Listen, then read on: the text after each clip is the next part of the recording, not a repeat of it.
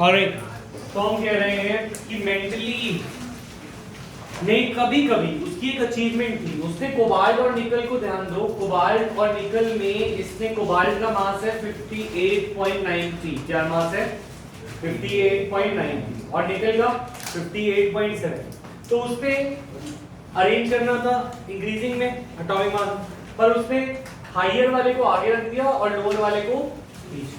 तो ये उसकी गलत बात हुई या सही बात हुई? सही बात हुई, क्योंकि उसने ये चीज इंटेंशनली करी। उसने क्या किया? इंटेंशनली करी, क्योंकि कोबाल्ट जो है वो ज्यादा सिमिलर था एज कंपेयर टू निकल टू द पैलेडियम, यानी वो सेम ग्रुप में आने वाले सिमिलर एलिमेंट से बेटर था, और ये चीज उसकी अचीवमेंट में गिनी जाती है। जबकि न्यूलैंड में ये चीज उसकी लिमिटेशन में गिनी जा रही थी न्यूलैंड की, कि उसने कोबाल्ट और निकल को एक साथ एक ही जगह पे रख दिया था, राइट। इसमें कोबाल्ट को उसने मास कम होने के बावजूद, कोबाल्ट का मास ज्यादा होने के बावजूद उसे पहले रखा, उसको अचीवमेंट माना गया। क्यों? क्योंकि तुम जल्दी देखोगे कि मॉडर्न पीरियोडिक टेबल में ऐसा क्या होगा। तो दूसरा सेकंड अचीवमेंट क्या था? उसने कुछ ऐसे एलिमेंट्स को प्रेडिक्ट किया जो उस समय पे पाए नहीं जाते थे, और वो पाए गए with similar atomic mass and similar property. For example, he predicted there will be an element called Eka aluminium, जो एल्यूमिनियम के बाद आएगा उस ग्रुप में, और ये मिला गैलियम। उसने प्रेडिक्ट किया, उसका मास 68 आया 69.7, फॉर्मूलाज जो उसने प्रेडिक्ट किए वो बिल्कुल सही आए। तो ये हो गई दूसरी अचीवमेंट। ये वाली बात क्लियर है? पहली अचीवमेंट क्या थी? he placed, sometimes he had to place an element with a lower atomic mass, higher atomic mass before an element with a lower atomic mass.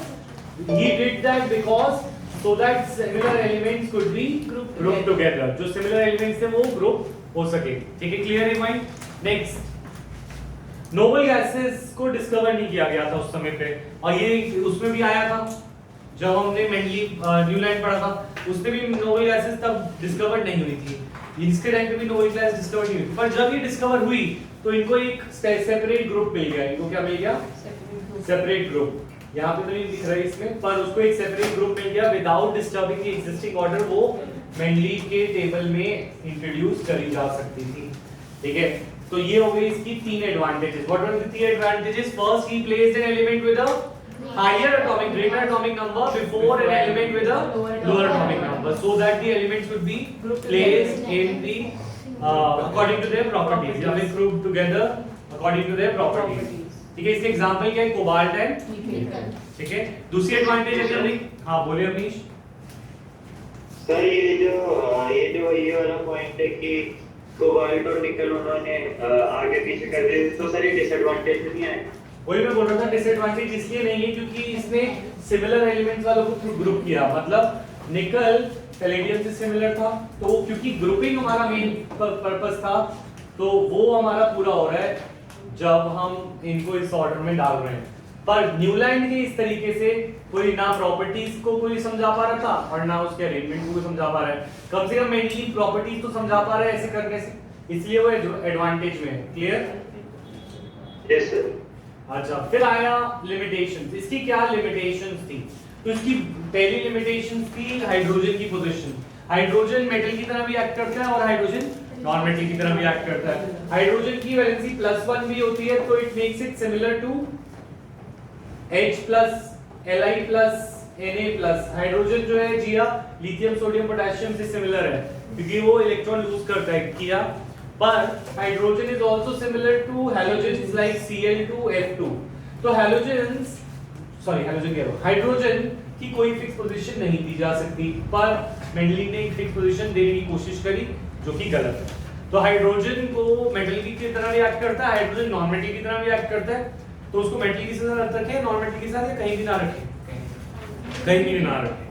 So that means there should be no fixed position for hydrogen, but he assigned a fixed position to hydrogen। ठीक है, दर कैसे चल जाएगा बाहर, घर book भी खोलेगा, copy खोलेगा। अच्छा, next, electronic configuration of hydrogen resembles. अच्छा, क्वेश्चन आ जाए, how does hydrogen resemble alkali metals? Alkali metal होते हैं लिथियम सोडियम पोटेशियम, तो वो कॉन्फ़िगरेशन में जैसे हाइड्रोजन की कॉन्फ़िगरेशन होती है 1 और लिथियम की होती है 2,1, सोडियम की होती है 2,8,1। तो कॉन्फ़िगरेशन में वो किससे सिमिलर है हाइड्रोजन?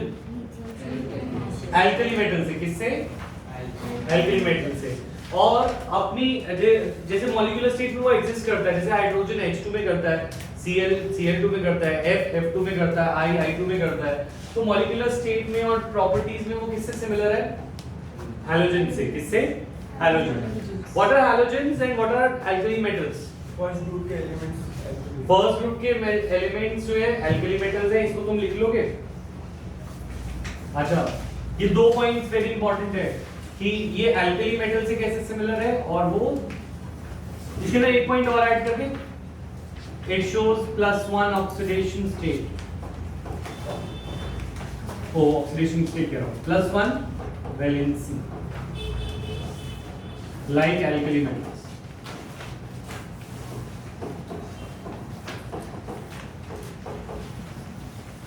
अच्छा, it shows -1 oxidation state like halogen.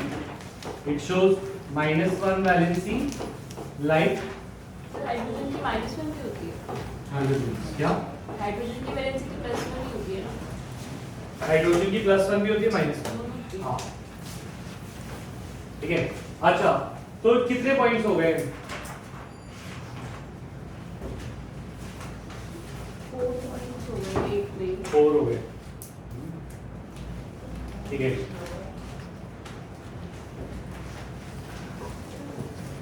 इसको हम एक बार वापस स्पेस है नहीं यहाँ पे मॉड्यूल से पढ़ोगे फाइनली पहले या उससे, आपने जो नोट्स दिए थे ना फर्स्ट वन, या कॉपी से, बुक से? अच्छा, हाइड्रोजन की बात करते हैं।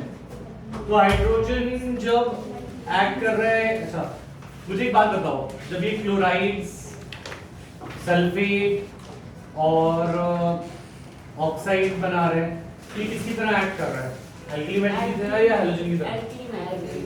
कैसे पता चला? क्योंकि NaCl तो फार्मूला भी उनका भी सेम बनेगा। क्योंकि Na क्या बनाता? Na बनाता NaCl, Na2SO4 और Na2O। तो जब ये नॉन मेटल के साथ कंबाइन करता है तो ये मेटल की तरह एक्ट करता है। Cl क्या है? Non metal. SO4 क्या है? Non metallic group. और अनुभव, वो ऑक्सीजन क्या है? Non metal. तो जब भी हाइड्रोजन नॉन मेटल के साथ रिएक्ट करेगा तो it will behave like a alkali metal. कैसा? एल्कली मेटल, यानी लिथियम, सोडियम, पोटेशियम। अच्छा, जब वो मेटल्स के साथ रिएक्ट करता है, जैसे फॉर एग्जांपल NaH, ठीक है, MgH2, ये हाइड्राइड्स होते हैं। जब वो मेटल के साथ रिएक्ट करता है तो किसकी तरह एक्ट कर रहा है? हैलोजन की तरह। किसकी तरह? हैलोजन की तरह। तो ये पॉइंट भी याद रखोगे, नोट कर लो मॉड्यूल में। अगर वो नॉन मेटल के साथ रिएक्ट कर रहा है तो वो it is acting like an alkali metal. किसकी तरह एक्ट कर रहा है ये लिख लो, it is acting like alkali metal. And when it is acting reacting with the metal तो it is acting like a halogen. ये दोनों चीजें पॉइंट लिखो, एग्जांपल लिखो। तो हाइड्रोजन को कोई फिक्स पोजीशन दे सकते हैं या नहीं? एटॉमिक मास से भी दे सकते हैं। नहीं, एटॉमिक नंबर से भी नहीं दे सकते। तो उसमें तो 1 हमें पता है। नहीं, कहां दी? एटॉमिक नंबर तो है, पर उसको क्या हमने मॉडर्न पीरियोडिक टेबल में कोई जगह दी है? नहीं, ऊपर भी।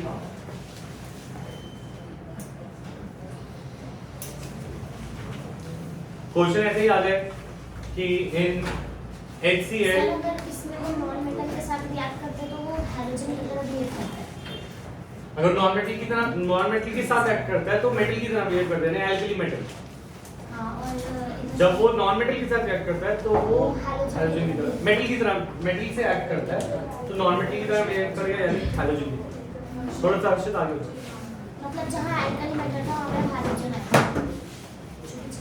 तो ये समझ लेना, सिंपल सी बात। हाइड्रोजन किसके साथ है? मेटल के साथ या नॉन मेटल के साथ? नॉन तो खुद मेटल के काम करेंगे, कौन सा मेटल है? Alkali metal. अच्छा, आज हाइड्रोजन जब ये मेटल के साथ है तो एक्ट करेगा as a non metal. Non metal कौन होते हैं? हैलोजन। हाँ बोलो। जब एल्कली के साथ बिहेव करता है एल्कली जैसा तो लूज करता है। जब एल्कली मेटल जैसा बिहेव करता है तो इलेक्ट्रॉन लूज करता है। ठीक है, रब कर दो, ये पॉइंट याद रहेगा। आगे बढ़े। Next, position of isotopes.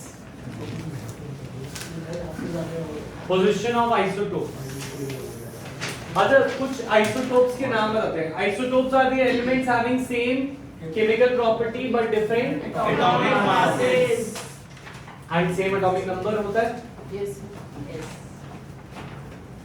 पर ये पॉइंट अभी ना जरूरी है। ठीक है, तो हाइड्रोजन के 3 आइसोटोप्स का नाम क्या है? 1,1 इसको क्या बोलते हैं? प्रोटियम। क्या बोलते हैं दक्ष? प्रोटियम। H2 को क्या बोलते हैं? ड्यूटेरियम। और D एटॉमिक नंबर सेम है तीनों के।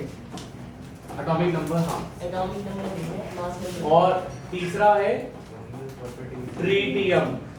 They all have same atomic number but different mass number. Mendeleev ने क्या यूज किया? मास या एटॉमिक नंबर? मास। तो मास डिफरेंट है तो इनको अलग-अलग ग्रुप में डालना चाहिए सेम में? मेंडलीव के अकॉर्डिंग अलग-अलग, क्योंकि मास अलग है तो अलग-अलग ग्रुप में जाएंगे। पर ये तीनों है तो केमिकल प्रॉपर्टी में सेम, तीनों के तीनों है तो हाइड्रोजन। तो जैसे H2O होता है वैसे D2O होता है। क्या होता है? D2O। D2O will be heavy water। क्या होगा? Heavy water। थोड़ा स्पेस देना हर्षित। खुशी इधर आ जाओ। और D2O जैसे H2O होता है वो हेवी वाटर होगा और पानी क्या होगा? बस हेवी होगा पर लगेगा पानी जैसे ही। अगर मैं तुम्हें पीने को दे दूं पता नहीं चलेगा। सर फर्क क्या है? वो हेवी है बस मास में। ठीक है, तो उसकी थोड़ी सी फिजिकल प्रॉपर्टीज में फर्क आता है, वो हम पढ़ेंगे। अच्छा, तो पॉइंट इज दिस, क्या मेंडलीव का जो क्लासिफिकेशन का तरीका है वो मुझे बताओ इस पे फिट होगा? क्या इनको सेम पोजीशन मिलेगी? नहीं। अगर सेम पोजीशन नहीं मिलेगी पर इनकी प्रॉपर्टी तो क्या है? सेम। अब प्रॉपर्टी सेम है और अलग पोजीशन मिल रही है किया तो ये उसका अचीवमेंट हुआ या लिमिटेशन? लिमिटेशन। समझ आई बात? ये नोट कर लिया सबने? और ऐसे तो और बताओ कार्बन के आइसोटोप क्या है? कार्बन 12 6, कार्बन 13 6 और कार्बन 14 6। कार्बन के भी 3 आइसोटोप्स हैं, 2 है 12 और 14। ठीक है, कार्बन 12 एंड कार्बन 14। ऐसे हाँ कैसे पता लगा? डिस्कवर किया ना, कार्बन को डिस्कवर किया, एलिमेंट है ना ये, तो नेचर ने बना के भेजे हैं। नेक्स्ट, तो isotopes posed a challenge to the Mendeleev periodic law. Clear a point? Next, third problem क्या है भाई? Another problem was that the atomic masses do not increase in a regular manner, going from one element to another. Atomic mass क्या regularly increase करता है? नहीं। कभी point ज़्यादा बढ़ जाएगा, कभी कम होगा, कभी ज़्यादा। तो तीसरा लिमिटेशन। अच्छा, 3 एडवांटेज बताओ बिना देखे, इधर देख के मेरे को देख के बताओ। 3 एडवांटेज मेंडलीव के क्या थे? पहला स्टार्टिंग से फर्स्ट क्या था? सबसे एटॉमिक मास की Cobalt and nickel. He sometimes placed an element with a higher atomic mass before an element with a, so that they could be grouped according to their chemical. Second point क्या था? He left some gaps for some elements which will be discovered later, and he also predicted their property and it was found to be similar. उसकी properties और हाँ। Third point. Noble gases were not known at that time, but when they were discovered, they found a position in the Mendeleev period without disturbing the existing order. है ना? Achievement क्या? Limitation. पहली limitation क्या थी? Position of hydrogen. Hydrogen cannot be given a fixed position. It resembles both alkali metals and hydrogen. ठीक है. अच्छा, second position of isotopes. Isotopes have same atomic number या different? Same atomic number, same chemical property, but different masses. But this posed a challenge for Mendeleev because their masses were different, but their properties were same. ठीक है. अच्छा, इसके examples बना देंगे. Third क्या था? Sir atomic mass irregular होता है और बेटर मीन होता है एटॉमिक नंबर। हाँ, तो another problem was atomic mass regularly increase नहीं होता. ठीक है, irregular होता है, कभी-कभी ज़्यादा बढ़ जाता है, कभी कम. ठीक है, clear है point? और इसे हम प्रेडिक्ट भी नहीं कर सकते कि कितने एलिमेंट्स बीच में आएंगे. तो ये क्वेश्चंस देखते जल्दी से. Did Mendeleev use the Mendeleev periodic table to predict the formula of the following? ठीक है हाँ. एक सेकंड अभी शुरू को. हाँ बोलो. एक अगले महीने में गैलियम दिया हुआ है, इसको और एग्जांपल्स एक कैडमियम बोरोन हमने देखा ना. आओ यार. ठीक है, अगर वो अलग से ही आ जाए कि describe the properties of the या फिर describe what are the names of the elements that were not discovered but were later found to be true. तो वो उसमें हम तीनों का आंसर लिखेंगे, एक का एल्यूमिनियम, एक का स्कैंडियम और एक का बोरॉन, है ना? तीन है, उन तीनों के नाम भी याद रखो। अच्छा आप बोलो अवनीश क्या बोल रहे थे? सर ऐसे सर ऐसा मुझे दे रखा है कि ये डिसएडवांटेज में, और सर ऐसे मतलब आप इसमें दे रखा है कि ये एडवांटेज। एनसीईआरटी खोलते हैं, चलो एनसीईआरटी निकालो। हाँ ये पूरा एनसीईआरटी का पेज नंबर अवनीश 83।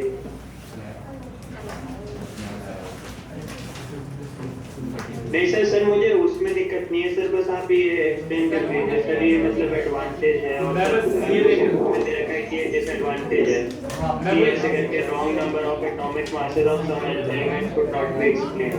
नहीं, इट कुड बी एक्सप्लेन्ड। ये एक बार एनसीईआरटी देख लें, कौन से पेज पे है? नहीं एनसीईआरटी सर 84 मेरी गलती है।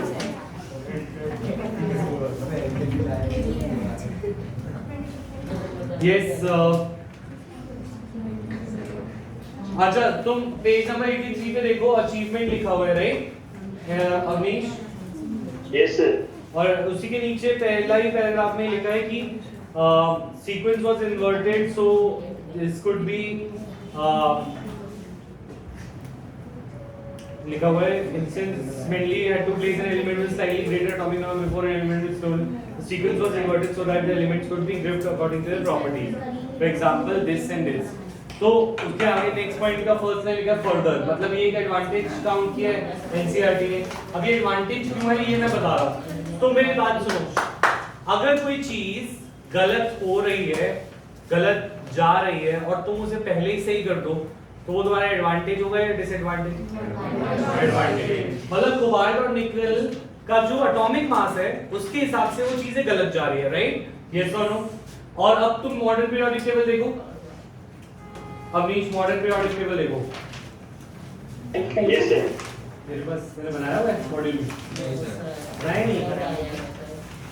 और मॉडर्न पीरियोडिक टेबल में अगर हम कोबाल्ट और निकल की पोजीशन देखें तो कहां पे आ रहा है? कोबाल्ट पहले आ रहा है, निकल कोबाल्ट क्या पहले आ रहा है? कोबाल्ट आ रहा है। अवनीश देख के बताओ। Yes sir. तो that means modern periodic table के हिसाब से कोबाल्ट पहले आना चाहिए या निकल? कोबाल्ट। और मेंडलीव ने कोबाल्ट को पहले रखा या निकल को? कोबाल्ट, ठीक है। जबकि ऑर्डर के हिसाब से वो गलत होने वाला था पर उसने बिल्कुल सही चीज करी, जबकि हमने मेनली आगे आने वाला पीरियोडिक टेबल हमारे पास था नहीं और उससे पहले ही उसने सही कर लिया। तो ये उसकी अचीवमेंट में काउंट करें या उसकी लिमिटेशन में? अचीवमेंट, है ना? समझ में आई बात अवनीश? Yes sir. तो एनसीईआरटी को फॉलो करेंगे स्ट्रिक्टली और किसी को। अच्छा नेक्स्ट, तो ये कह रहे हैं कि ये फॉर्मूलाज हैं, इनके फॉर्मूला बना के दिखाओ। तो ये फॉर्मूला कहाँ मिलेंगे मुझे? मेंडलीव के पीरियोडिक टेबल में, अगर पेपर में बना हुआ आता है पेज पेज में तो सर मेंडलीव के टेबल में हाँ देखो ये लिखो, ये ऊपर लिखे होते हैं, ठीक है? तो यहाँ पे एक टेबल बना होगा तुम्हारे पेपर में केस बेस में और ऊपर ये फॉर्मूला लिखे होंगे। तुम इसको देखने की तो तुम्हें आदत है ही नहीं, तो क्वेश्चन अपने हिसाब से करके गलत आओगे। तो तुम्हें देखना है, अगर इसे के का बोल रहे हो, ओके, के का फॉर्मूला बताओ, तो के कौन से फॉर्मूले में लाई कर रहा है?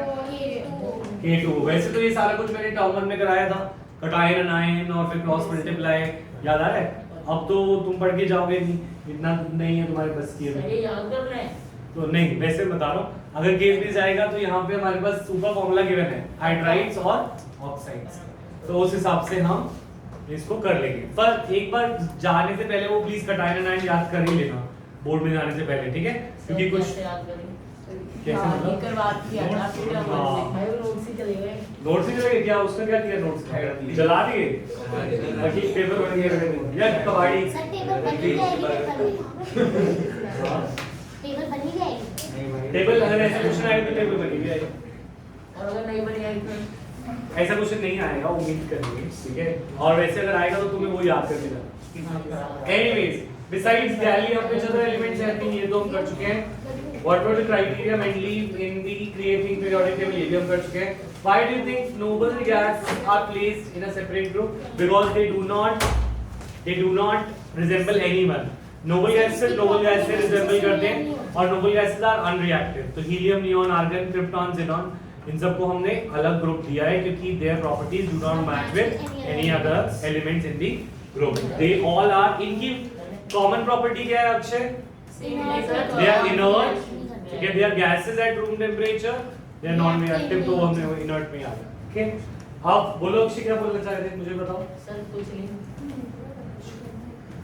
मॉडर्न पीरियोडिक टेबल तो कौन से मेंबर में बोलो कौन से एलिमेंट में नहीं कौन से इंसान ने दिखाया कि एटॉमिक नंबर बेटर प्रॉपर्टी है हेनरी मोज़ले ने शो किया कि atomic number is much better than atomic mass तो हमने modern periodic law mainly periodic law क्या था properties of elements are periodic function of atomic mass हमने बस एक चीज का चेंज किया और हमारा नया टेबल बिल्कुल बेस्ट बन गया हमने क्या चेंज किया एटॉमिक मास की जगह अब हमने ले लिया क्योंकि लिमिटेशन होंगी इसकी कोई लिमिटेशन नहीं दिखी अभी तक ठीक है अच्छा properties of elements are a periodic function of the atomic number और मेनली पीरियोडिक लॉ क्या था properties are a periodic function of their atomic mass ठीक है ये बात क्लियर है अच्छा how did modern periodic table solve the problem of mainly periodic table very important तो ये नोट से पहले पढ़ना है कुछ भी पढ़ने से पहले मॉड्यूल करना है जब तुम्हारा मॉड्यूल एक एक लाइन याद हो चुकी है ठीक है फिर तुम एनसीईआरटी उठा लेना ठीक है समझ आ गई बात पेपर में फाइनल के वक्त अच्छा एक एक लाइन माने क्योंकि इसमें ये है एनसीईआरटी स्ट्रिक्टली एनसीईआरटी है बस इसमें हमने क्या किया हुआ है उसको फॉर्मेट किया हुआ है क्वेश्चन बने हुए हैं तो तुम्हें ये क्वेश्चन पॉइंट्स इसी फॉर्म में लिखने हैं तो first atomic number gives us the number of protons in the nucleus of an atom this number increases by 1 going from one atom to another Mendeleev की एक प्रॉब्लम थी कि वो एटॉमिक मास जो है रेगुलरली इंक्रीज पर atomic number जो है नंबर ऑफ प्रोटॉन के इक्वल है और प्रोटॉन एक के बाद एक ही इंक्रीज होता है क्योंकि वो नंबर है मास जैसे सपोज हम यहाँ पे तुम्हें मैं इस रूम से निकालूं तो मैं तुम्हारा नंबर चेक करूं एक बच्चा दो बच्चा तीन बच्चा चार बच्चा नंबर कैसे इंक्रीज हो रहा है रेगुलरली अगर मैं तुम्हारा वेट चेक करूं कि पहला बच्चे का वेट दूसरे बच्चे का वेट तीसरे बच्चे का वेट क्या वो सेम आएगा तो एटॉमिक मास जो है वो मास ऑफ प्रोटॉन बताता है रेगुलरली पर एटॉमिक नंबर जो है नंबर ऑफ प्रोटॉन बताता है क्या बताता है तो नंबर इंक्रीज करता है रेगुलर या मास करता है नंबर समझ में आई बात तो पहली प्रॉब्लम कैसे सॉल्व करी मेंडलीव की कि atomic number already increases by 1 कैसे इंक्रीज करता है बाय 1 अच्छा दूसरा पोजीशन ऑफ कोबाल्ट एंड निकल वर रिजॉल्व खुद ही रिजॉल्व हो गई थी कोबाल्ट का मास जो कोबाल्ट का मास ज्यादा था पर उसका नंबर छोटा ही था कोबाल्ट का नंबर क्या था निकल से छोटा तो जो प्रॉब्लम थी वो ऑलरेडी सॉल्व हो गई कोबाल्ट निकल से पहले आ गया तो दूसरी प्रॉब्लम सॉल्व हो गई आइसोटोप्स को सेम पोजीशन मिल गई क्योंकि सारे आइसोटोप्स का एटॉमिक नंबर क्या होता है सेम हाइड्रोजन के ड्यूटेरियम प्रोटियम ट्रिटियम का एटॉमिक नंबर क्या किया सेम है तो how did we solve the problem of how did modern periodic table solve the problem of Mendeleev periodic table first point sir atomic mass की जगह atomic number atomic number increases regularly ठीक है because it is equal to the number of protons second position of cobalt and nickel was automatically resolved using atomic number third isotopes could be given same position because the atomic number was same तीनों चीजें as it is point और explain करके आओगे number के हिसाब से तो ये चैप्टर में कुछ चीजें रेडीमेड है achievement limitations how this problem solve how that problem solve ये रेडीमेड लीक पेपर है कि पीरियोडिक से क्या क्वेश्चन आने वाले हैं और उसके आंसर तुम्हारे पास है तो ये तुम अगर छोड़ के आओगे तो ये बहुत बड़ी बेवकूफी होगी ठीक है खुद ही सॉल्व होगी तो atomic number of cobalt is 27 और निकल इज 28 तो कोबाल्ट निकल से पहले आता है ठीक है अच्छा तो पोजीशन यहां से सोचने का काम शुरू होता है अगर तुम्हें सोचना नहीं है तो पहले वाला याद कर लो कि 50% पीरियोडिक टेबल के नंबर आ जाएंगे इसके बाद से जो क्वेश्चन शुरू होते हैं उसमें थोड़ा बहुत हमें सोचना पड़ता है ठीक है तो अब अगर दिमाग लगाने के लिए रेडी हो तो हम शुरू करते हैं ठीक है पीरियोडिक टेबल के 18 ग्रुप्स हैं और 7 पीरियड्स तो पीरियोडिक टेबल बना कैसे कैसे बना है वो तो थोड़ा 11th में ही समझ आएगा, ठीक है, अभी मैं उसमें घुसने वाला नहीं हूँ, ठीक है। पर पॉइंट इज दिस, हम एटॉमिक नंबर के हिसाब से समझ सकते हैं। कैसे? हाइड्रोजन हीलियम, ये बनवाए थे ना 1 और 2। पहले पीरियड में कितने एलिमेंट्स हैं? 2। पहले पीरियड में कितने एलिमेंट्स हैं? 2। दूसरे पीरियड में lithium, beryllium, boron, carbon, nitrogen, oxygen, fluorine, neon. Helium के नीचे नियॉन आना चाहिए। नोबल गैस पे तुम पीरियड चेंज करोगे, तुम्हारा रूल क्या है? हीलियम, नियॉन, आर्गन, क्रिप्टॉन पे तुम चेंज कर दोगे, ठीक है। तो ये रूल है बस। फिर नियॉन के बाद sodium, magnesium, aluminium, silicon, phosphorus, sulphur, chlorine, noble gas, period change, ठीक है। फिर पोटेशियम, क्या है? इतना ही करना तुम्हें, ठीक है। तो इतना सा पीरियोडिक टेबल 5 बार बना के दिखा दो, शुरू करो। और ग्रुप बी, ये 1 पीरियड, ये 2 पीरियड, ये 3, ये 4 और 1, ये है ग्रुप नंबर 1 2 13 13 14 15 16 17 और 18। जल्दी करें, तुम्हें करना क्या है? Hydrogen helium period change. जैसे हीलियम नियॉन आर्गन क्रिप्टॉन आए तो हमें, अच्छा हीलियम नियॉन आर्गन आए तो हमें पीरियड को चेंज कर देना है। पीरियड वर्टिकल और ग्रुप्स ऐसे, वर्टिकल ग्रुप्स, हॉरिजॉन्टल पीरियड। जल्दी करें, 5 बार बनाए। हाँ जी, क्या बनाना है समझ नहीं आया तो मैं दोबारा बना दूं? दोबारा बनाऊं? इसके बिना आगे की क्वेश्चन नहीं हो सकते, वेरी वेरी इंपॉर्टेंट चीज है। अच्छा देखो, नोबल गैस है हीलियम, नियॉन, आर्गन। मुझे बोलो कौन सी नोबल गैस है?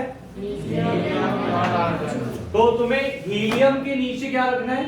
नियॉन। नियॉन के नीचे क्या रखना है? ये तो कंफर्म है, ठीक है। और यहां से शुरू करना है लेफ्ट से, तो हाइड्रोजन हीलियम खत्म। सेकंड, हीलियम के बाद लिथियम, बेरिलियम, फिर boron, carbon, nitrogen, oxygen, fluorine, neon खत्म। फिर सोडियम, मैग्नीशियम, फिर aluminium, silicon, phosphorus, sulphur, chlorine, argon खत्म। फिर पोटेशियम, ठीक है। इसमें ग्रुप नंबर देने 1, ग्रुप नंबर 1 2 13 से फिर 14 15 16 17 और पीरियड यहां देंगे 1 2 3। जल्दी से करें, कॉपी में बनाने हैं 5 बार।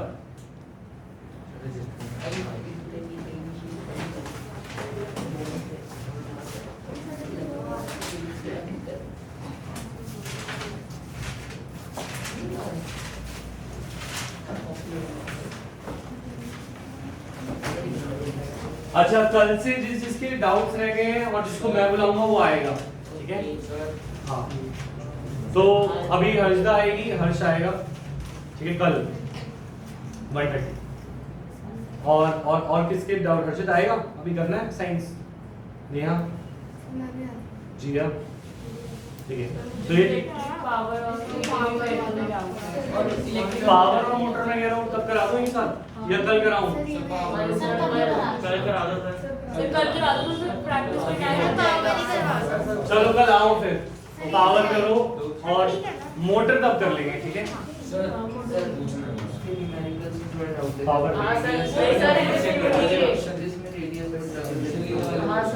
ये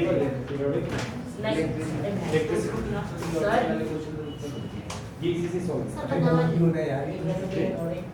मैं नंबर 1 और 1 पीरियड और 2 भी कौन है? 14 और 2 भी कौन है? 14 पे 5 बार बनाना है। 14 2 पे सिलिकॉन, 14 2 पे कार्बन। ये अभी तो इसी तो लिखा रहा हूं। और नंबर से लिख दें ग्रुप ऑफ पीरियड। सर ये ऐसे ग्रुप वो भी करा।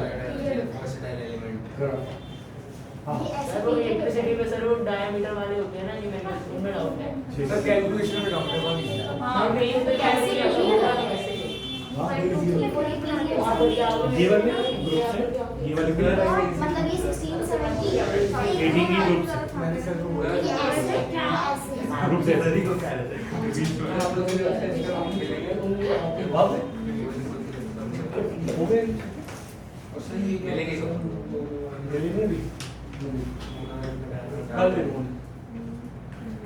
बोलो बोले पहले 5 पहले वो कर जब नहीं होगा ना तो उसके बाद पूछता रहियो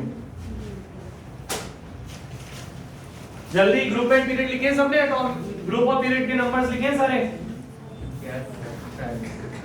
नहीं लिखे तूने अभी 4 पर बना दिया 5 बनाओ जल्दी से अच्छा identify the element in the period number 13 and group sorry period 3 and group 13 aluminium period 3 और ग्रुप 13 वन हुआ what is the group and period of phosphorus 15 3 15 and 3 है ना अच्छा what is the what are the elements of the group 18 called noble gas ठीक है sir one वाले को hydrogen कहते हैं।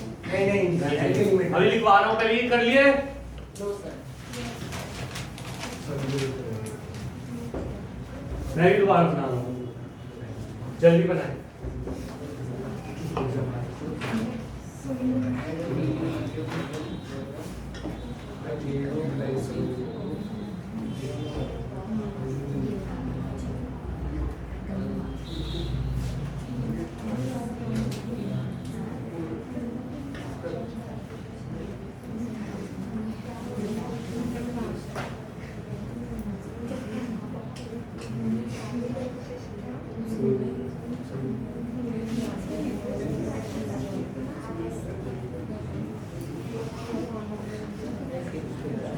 बन गया अर्नब बन गया ग्रुप पीरियड सब कुछ शालो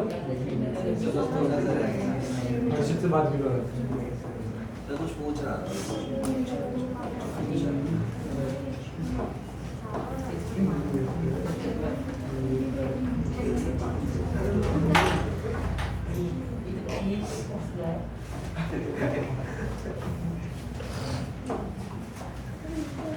सर पीरियड ऐसे नहीं होते थे आपने कैसे लिख दिए? तो ये नंबर जो है पीरियड के होते पीरियड ऐसे हैं। तो ये नंबर्स पीरियड हमें बताने के लिए किया है कुछ होना है कंफ्यूज हो रहा है होते पीरियड ऐसे हैं ऐसे होता पर है। पीरियड नंबर 1 ये है पीरियड नंबर 2 ये है तो ये नंबर किसके हैं पीरियड के और ये वाले नंबर ग्रुप के मतलब पीरियड और ग्रुप में से अब हमारे को ये समझना है अगर हम बात करें हाइड्रोजन हीलियम लिथियम ये वाली साइड अच्छे मेटल्स देखने को मिलते हैं क्या दिखते हैं अच्छे मेटल्स और ये वाली साइड कैल्शियम मेटल अच्छे नॉन मेटल्स देखते हैं तो दैट मींस मेटल सबसे नीचे left hand side bottom sir calcium metal होता है बॉटम LHS एक अच्छा मेटल पूछा है और टॉप RHS पे कौन मिलता है ठीक है एक्सेप्ट अच्छा तो बेस्ट नॉन मेटल का टाइप हो गया फ्लोरीन नोबल गैसेस को यूजुअली डिस्कशन में पार्ट नहीं करना नोबल गैसेस के बारे में हमें प्रॉपर्टीज कभी पता चलती हैं तो बेस्ट मेटल अगर इनमें से पूछूं तो पोटेशियम और बेस्ट नॉन मेटल पूछूं तो फ्लोरीन ठीक है क्लियर है यहां तक अच्छा मेटलॉइड्स मिलते हैं ग्रुप 13 14 के बीच जैसे बोरॉन सिलिकॉन जर्मेनियम ये सारे क्या हैं मेटलॉइड मेटलॉइड है properties in between metals and non metals ठीक है सबको दोनों की प्रॉपर्टी रिजल्ट है हाँ रिजल्ट ठीक है तो सर मेटलॉइड से एलॉय नहीं बन सकते अलॉय बन सकते कि नहीं बन सकते अलॉय तो बना सकते सब हैं दोनों की प्रॉपर्टीज है पर अलॉयज होते हैं मिक्सचर्स ऑफ मेटल्स मिक्सचर हो गई ठीक है ब्रो आप ही बोल दो आजा बात नहीं तो ये चीज समझ आई बेस्ट मेटल किधर मिलेगा नीचे और बेस्ट नॉन मेटल ऊपर अब हम इनके ग्रुप्स ऑफ पीरियड की बात करें तो इनकी प्रॉपर्टीज बता देंगे। ये सबने नोट कर लिया, ये वाला दोबारा बना के। Yes sir. सर मेटलॉइड में से भाई दो नाम थे। तो पूछ तो रहा था, क्या बोलो? मेटलॉइड में से भाई दो नाम। हाँ। अच्छा, फर्स्ट ग्रुप में कितने पीरियड, फर्स्ट ग्रुप में फर्स्ट पीरियड में कितने एलिमेंट, सेकंड में कितने, थर्ड में कितने? 288 क्या है? हाँ 2 8 8 18 32 18 18 32 32 ऐसे चलेगा। तो मतलब ऑर्डर क्या है हमारा? ये है शेल की फिलिंग का ऑर्डर, मतलब जितने शेल में इलेक्ट्रॉन बढ़ते हैं उतने हमारे पीरियड में एलिमेंट्स बढ़ते हैं। तो पहले शेल में तुम्हें याद है K11 शेल, K शेल में कितने एलिमेंट्स आते हैं? L शेल में 8, M में 8, 2 8 8, अगर N होता तो 18 होता, 2 8 8 18 18 ऐसे चलते होता है, ठीक है? 32 32। तो ये है number of elements. The reason for this you will study in higher class. हां सर ये 11 सेल होते हैं ना सर? सुना है भाई मैंने, यूज नहीं कर रहा। हाँ हाँ होते हैं, पर वो शेल हाथ नहीं रहता, एरिया ग्रुप और पीरियड कैसे फाइंड करते थे आपने बताया? अब नहीं करना उसको फाइंड, क्योंकि 20 तक आ रहे हैं तो ग्रुप ऑफ पीरियड हम उसी से निकाल लेंगे, ठीक है? अभी मैं बस वही पढ़ा रहा हूँ जो हमें 10th में नंबर के लिए चाहिए, जो एक्स्ट्रा पढ़ाया है उसे भूल कर, ठीक है? अच्छा, trends in modern periodic table. तो वैलेंसी की बात करते हैं, बहुत सिंपल सा इसका ऑर्डर है, तुम फिल करोगे मॉड्यूल में। देखो ग्रुप नंबर 1 2 3, ग्रुप 1 2 13 14 15 16 17 और 18, इन सब में वैलेंस इलेक्ट्रॉन का क्या ऑर्डर है? Do you know? सिर्फ 1 में तो प्लस 1 होती है। वैलेंस इलेक्ट्रॉन कितने हैं? 1, इसमें 2, इसमें 3 4 5 6 7 8। माने ये बहुत काम की बात है। ग्रुप नंबर से अगर कोई पूछे how many valence electron are there in group 13 3, group 14 4, यानी इनके अंदर तो ग्रुप नंबर और वैलेंस इलेक्ट्रॉन बिल्कुल सेम है। वह ग्रुप 1 वैलेंस इलेक्ट्रॉन 1 ऐसा चलेगा। तो अगर मैं बोलूं an element x is in group 17, what is the valence electron? 7। और मैं डरा दूं और मैं बोलूं iodine is in group 17, what is the valence electron in iodine? तो इसमें एटॉमिक नंबर की जरूरत नहीं है, इलेक्ट्रॉनिक कॉन्फ़िगरेशन की जरूरत नहीं है, तुम्हें बस ये याद रखना। समझ में आई बात? वैलेंस इलेक्ट्रॉन को लूज करना तुम पहले ही सीख चुके हो। जितने चार तक लूज करना आसान है, चार के बाद गेन करना आसान है। तो वैलेंसी उसी हिसाब से होती है, हाँ या ना? वैलेंसी क्या होगी? +1 +2 +3 +4 और -4, -3 -2 -1 0, पहले चार के लिए 20 के लिए। ठीक है ना? तो valency first increases till group 14 and then decreases from negative में डिक्रीज करती है। तो ये पॉइंट वेरी वेरी इंपॉर्टेंट है, ये इंपॉर्टेंट पॉइंट्स है। वैलेंसी वाला एक इलेक्ट्रॉन लूज करना आसान होता है एज कंपेयर टू 7 गेन करने से। तो एक लूज, 2 लूज, 4 तक लूज करना आसान रहता है, उसके बाद गेन करना आसान रहता है। 8 पूरा करना है ना हमें ऑक्टेट रूल के अकॉर्डिंग, ठीक है? क्लियर है पॉइंट? 8 में वो शेयर करता है, मतलब 8 में कुछ करता ही नहीं है, वो इनर्ट है ना, नोबल गैस। कुछ भी नहीं करता। अच्छा ठीक है दक्ष सर, थोड़ा सा यहाँ पे ध्यान दीजिए। ये लिख लिया या दिमाग में याद रखेंगे? ओवर कॉन्फिडेंस में हार के आएंगे। सब बच्चे ज्ञान बांटे जा रहे हैं। हाँ कोई बात नहीं, इसकी मैंने तारीफ कर दी ना, 1-2 बार तब से चढ़ गए। नहीं सर ऐसा वही उतार के। हो गया ना। अच्छा तो अब अगर मैं बोलूं, अच्छा दक्ष an element y is in group 15, what is its valency? 5 valency हो गया गलत? और -3 एक आंसर होता है, एक पहला -3 है ना? ग्रुप 15 का वैलेंस इलेक्ट्रॉन होगा 5, यस और 5 को 8 बनाने के लिए क्या आसान है? 5 लूज या 3 गेन? 3 गेन, तो -3। ठीक है, समझ आई बात? कैसे सोच सकते हो? ठीक है। अब आई down the group across the period. Across the period हमने वैलेंसी देख ली क्या होती है, increases till group 14 then decreases. बिटा दूं हम? Yes sir. अच्छा down the group valency does not change. एक ग्रुप की लिखो, यहाँ पे क्वेश्चन लिख लो, why valency of one group is same, या valency for the members in the same group are same, why? Y is the valency for the elements belonging to same group. Same. Y is the valency for the elements belonging to the same group. Same. Of the elements belonging to the same group. Same. Y is the valency of the elements belonging to the same group is same. थप्पड़ खाएगा। Next. तो point is this कि एक element अगर एक group में है तो उसकी वैलेंसी सेम क्यों होगी? जैसे लिथियम, सोडियम और पोटेशियम सेम ग्रुप के हैं, क्योंकि सबकी वैलेंसी क्या है? अच्छा ग्रुप 1 के मेंबर है, ग्रुप 1 के अंदर वैलेंस इलेक्ट्रॉन क्या होते हैं? 1. Since they all have the same number of valence electrons, they have the same valency. देखो, since they have the same valence electrons, so they have the same valency. Same number, as they have the same number of valence electrons, they have same valency. Okay, Akshay.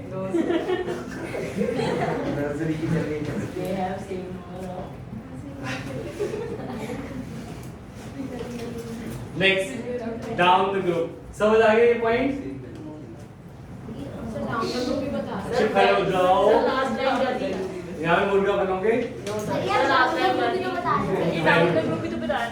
Down the group ही चल रहा है। अब आते हैं atomic size. बस खत्म कर रहे हैं 10 मिनट में chapter. Come on, we can do it. अच्छा, कल तुम आ रहे हो वैसे है ना पावर के लिए? नहीं आ रहे? अच्छा, मेरा भी मन है तुम्हें भगाने का, बहुत टाइम हो गया। क्या करें? अच्छा, मजबूरी है ना? अच्छा, फेयरवेल दूंगा जरूर, पार्टी देंगे जब तुम्हारे नंबर आएंगे।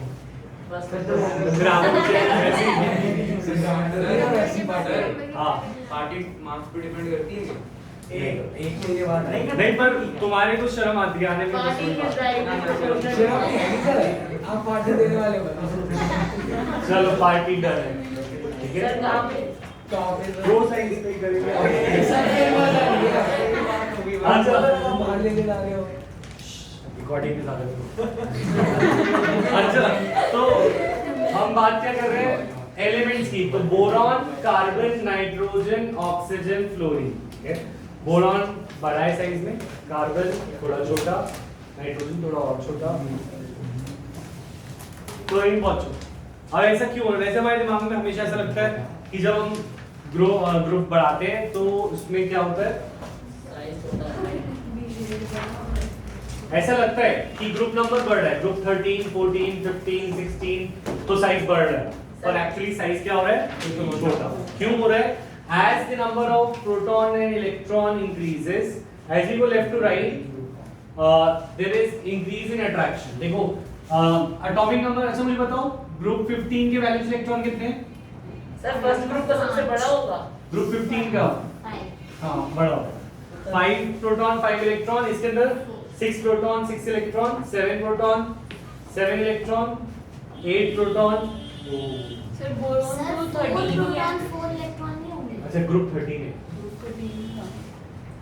तो वैलेंस इलेक्ट्रॉन छोड़ो, तुम एटॉमिक नंबर से चलो। एटॉमिक नंबर इसका कितना है बोरॉन का? 5। तो it has 5 proton 5 electron.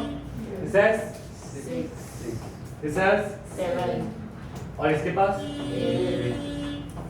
9 proton. ठीक है? तो बात ये है, एक 9 पॉजिटिव और 9 नेगेटिव एक दूसरे को और ज्यादा स्ट्रांगली अट्रैक्ट करेंगे as compare to 1 positive and 1 negative. Sir पर शेल तो बढ़ेंगे तो इंक्रीज होना चाहिए ना साइज। शेल तो बढ़े नहीं, अट्रैक्शन बढ़ गया, तो वो और पास होते हैं। ठीक है? प्रोटॉन इलेक्ट्रॉन बढ़ते जा रहे हैं तो उनके बीच में अट्रैक्शन क्या होती जा रही है? कम। अट्रैक्शन बढ़ती जा रही है तो साइज क्या होता जा रहा है? कम। तो यहाँ पे क्या लिखा है, इसको रीड करके सुनाओ मुझे वरुण। अगर अट्रैक्शन ज्यादा होगा तो साइज छोटा होगा। हाँ, न्यूक्लियस और वैलेंस इलेक्ट्रॉन में अगर अट्रैक्शन ज्यादा होगा तो साइज छोटा होगा। वरुण इसको रीड करके बताओ। सर सेल्स नहीं बढ़ रहे। ये रीड करो, इंग्लिश में atomic radius decreases in membrane. From left to right along a period. This is due to increase in nuclear charge, which tend to pull electron closer to the nucleus. जैसे for example nucleus में 9 proton है और इसमें 9 electron है, तो 9 proton और 9 electron एक दूसरे को ज्यादा अट्रैक्ट करते हैं, तो इनका साइज क्या हो जाता है? छोटा। नेक्स्ट,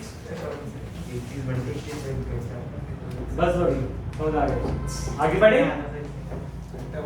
वो जानबूझ के कर रहा है, वो जानता नहीं वैसे बच्चों। अच्छा नेक्स्ट, डाउन द ग्रुप, ठीक है Akshay? Atomic size down the group बढ़ता है क्योंकि शेल बढ़ जाती है। फॉर एग्जांपल इसमें अट्रैक्शन नहीं बढ़ रही क्या? बढ़ रही है, कैसे सर अट्रैक्शन तो सेम ही रहेगी ना, क्योंकि सेम नहीं अट्रैक्शन बढ़ रही है, वो बात सही कह रहे हैं। सुनो मेरी बात, ये मैंने ही बताया था पहले। और लिथियम के एटॉमिक नंबर कितना है? इसके अंदर 2,1, इसका 2,8,1, इसके अंदर 2,8,8,1, ठीक है। अब वैसे अगर इसको बोले, दक्ष कह रहा है कि यहाँ पे 3 प्रोटॉन 3 इलेक्ट्रॉन, 11 प्रोटॉन 11 इलेक्ट्रॉन और 19 प्रोटॉन 19 इलेक्ट्रॉन, कह रहे हैं उस कंसेप्ट से जैसे अभी हमने पीछे किया था कि अगर प्रोटॉन इलेक्ट्रॉन बढ़े तो अट्रैक्शन बढ़ रही है तो साइज छोटा होना चाहिए, उसका क्वेश्चन समझ आया? ठीक है, तो ऊपर मैं कह रहा हूँ नीचे साइज बढ़ रहा है, that is lithium is smaller, sodium is बड़ा एंड पोटेशियम इज स्मॉलर। ऐसा इसलिए हो रहा है क्योंकि इसके अंदर एक रिपल्सिव फोर्सेस भी बढ़ती है। जब इलेक्ट्रॉन बढ़ेंगे तो रिपल्शंस भी बढ़ेंगी, हाँ या ना? और जितने शेल बढ़ते हैं उतनी इनर रिपल्शन बढ़ती है, इसे बोलते हैं शील्डिंग और स्क्रीनिंग इफेक्ट। लेवल पे बढ़ेंगे तो पॉइंट इज दिस कि नीचे जाते जाते शेल बढ़ने से रिपल्शन ज्यादा बढ़ती है। क्या बढ़ती है? रिपल्शन। वैलेंस इलेक्ट्रॉन और न्यूक्लियस के बीच, आखिरी इलेक्ट्रॉन और न्यूक्लियस के बीच। सर दोबारा ये चीज हमें समझनी नहीं है, तो दक्ष पूछ रहा है। में भी होना चाहिए था फिर तो। ये जो भी आपने बोला रिपल्शन होना चाहिए। हाँ समझा देता, देखो ये लो, ये तुम हो, ठीक है, और ये स्कूल की टीचर, तुम्हें नंबर चाहिए पर वो बच्चे हैं जो फर्स्ट बेंचर्स बैठे रहते हैं और तुम्हें वहां आगे आने ही देंगे, वैसे तुम आना भी नहीं चाहते। पॉइंट इज दिस कि ये जो बैक बेंचर्स हैं ये वैलेंस इलेक्ट्रॉन, ये क्या है? Valence electron. और ये जो फ्रंट बेंचर्स हैं ये इनर शेल इलेक्ट्रॉन, ये क्या है? वो टीचर को बचाते हैं वो बैक बेंचर से कि मैम वो तो बोलते रहते हैं आप छोड़ो, आप पढ़ाओ, हम पढ़ रहे हैं। तो पॉइंट इज दिस कि इसकी अट्रैक्शन, जो वैलेंस इलेक्ट्रॉन की अट्रैक्शन है न्यूक्लियस से, वो इनर शेल के बढ़ने से कम हो जाए। जब इनर शेल के इलेक्ट्रॉन बढ़ेंगे तो ये इनर शेल भी माइनस और ये आउटर शेल भी माइनस, तो इसको बोलते हैं शील्डिंग इफेक्ट। इसे क्या बोलते हैं? Shielding effect. तो पॉइंट इज दिस, शेल बढ़ने से रिपल्शन बढ़ जाती है। क्या बढ़ जाती है? किसकी? आखिरी वाले शेल की, तो इसकी साइज बढ़ जाता है। ये सब नहीं लिखना, हमें लिखना यही है क्या? एटॉमिक साइज इंक्रीजेस बिकॉज जो आखिरी इलेक्ट्रॉन है वो दूर है न्यूक्लियस, क्योंकि एक शेल दूसरे शेल से दूर हो जाता है, दूसरा शेल ऑब्वियसली फर्स्ट शेल से क्या होगा? दूर होगा। तो हम इसे बस ये लिखेंगे जैसे as the shell increases size increases. ठीक है, कल क्लियर है यहाँ तक? अच्छा, अब आते हैं मेटालिक नॉन मेटालिक प्रॉपर्टी में समझा चुका हूं। मेटल कौन सी साइड पे जाता है? Left, LHS RHS, bottom HS, bottom metal, metals LHS और बॉटम या टॉप, और नॉन मेटल अच्छे कहां है? पर तुमने पूछा ही नहीं, क्यों? रटने वाले बच्चों सारे। अच्छा, मेटालिक प्रॉपर्टी डिक्रीज होती है जैसे हम क्रॉस जाते हैं, इंक्रीज होती है। मेरी बात सुनो, एक मैं तुम्हें एक वो दिखाता हूँ, एक सिंपल सी ट्रिक बताता हूँ, ट्रिक जिससे सारे क्वेश्चन होते हैं। ठीक है, अरे देखो ये बात सुनो, ये हमारा है सपोज लिथियम, ये क्या है? लिथियम। अच्छा मुझे बताओ बेरिलियम से बड़ा होगा छोटा? बेरिलियम होगा छोटा, बोरॉन, कार्बन, नाइट्रोजन, ऑक्सीजन, है ना? ऐसे चलेगा। ठीक है, तो atomic size across the period क्या होता है? डिक्रीज। अच्छा, down the group atomic size क्या होता है? डिक्रीज। यानी सोडियम लिथियम से क्या होगा? बड़ा, और सोडियम से मैग्नीशियम छोटा। अक्रॉस द पीरियड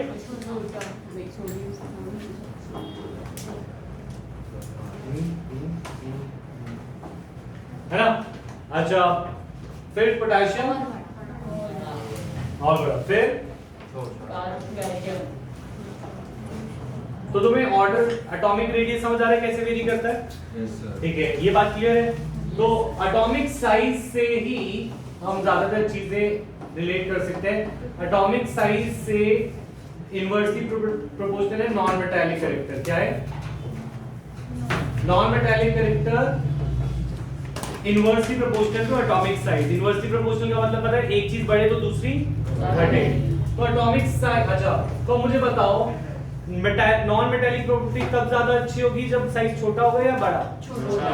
छोटा। तो नॉन मेटल साइज की वजह से, अगर कोई तुमसे पूछे why is non metals found in the right end of the periodic table, because they are smaller size and smaller size में इलेक्ट्रॉन गेन करना आसान होता है। तो atomic size non metallic property से इनवर्सली प्रोपोर्शनल क्यों है? Because it is easy to add electron in smaller atom। तुम भूल तो चुके ही होगे कि नॉन मेटल्स होते हैं जो मेटल इलेक्ट्रॉन को गेन करते हैं। Non metals are electron gainers and metals are electron donors. ये मेटल्स एंड नॉन मेटल्स में पढ़ा। अच्छा एटॉमिक साइज का मेटालिक प्रॉपर्टी से रिलेशन डायरेक्ट है। क्या है? डायरेक्ट। तो जिसका एटॉमिक साइज बड़ा वो अच्छा मेटल। तो यहाँ पे सबसे अच्छा मेटल कौन है जिसका साइज सबसे बड़ा है? पोटेशियम। तो why potassium is best metal and fluorine best non metal यहाँ पे?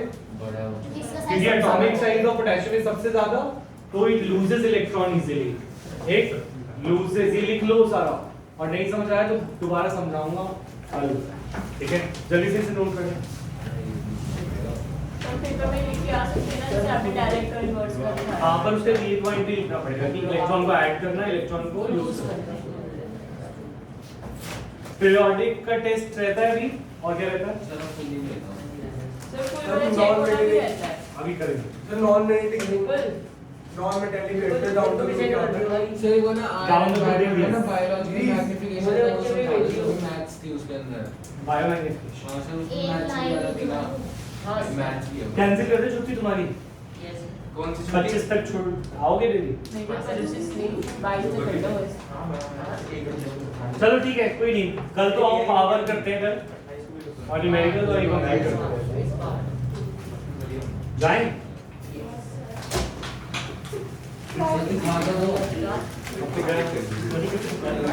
कल कर लेना। अच्छा टेस्ट देना है आज, कौन सा? कल दोगे? अभी पिछला चैप्टर कौन सा किया हमने? इलेक्ट्रोनेगेटिविटी नेगेटिव का हो चुका है टेस्ट।